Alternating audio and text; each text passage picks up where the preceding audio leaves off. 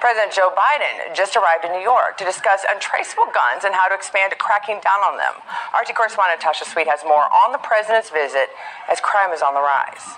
A common scene is a news conference where lawmakers discuss how dangerous guns are. The problem in creating more gun laws is that criminals never follow any of them in the first place. So will this plan be any different? Their futures were cut short by a man with a stolen Glock and that 40-round magazine. As crime is on the rise in big cities throughout the country, New York is focusing on curbing gun violence. And with recent cases of 2 New York police officers getting killed while on duty, President Biden met with New York officials to discuss illegal firearms, calling them a weapon of war.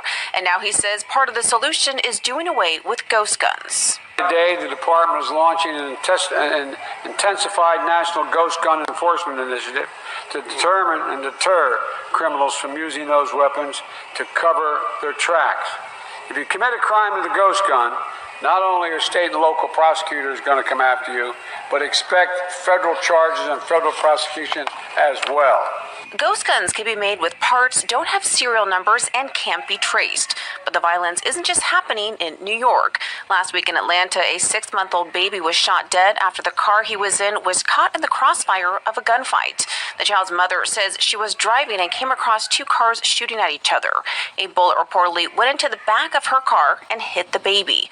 The child was pronounced dead at the hospital, and there were no immediate arrests. The children are bearing this burden with their lives.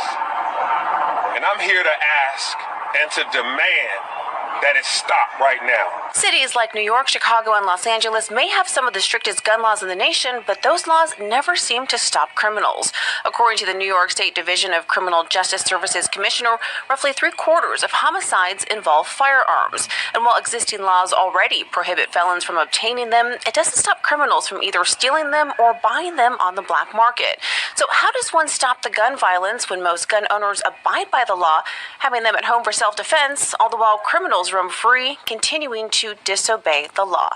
Biden also mentioning that he wants to stop the so-called iron pipeline of the East Coast with a strike force. That's when guns are illegally trafficked across state lines. The new initiative will also aim to get repeat shooters off of the streets. Reporting for News Views Hughes and Tasha Sweet, RT.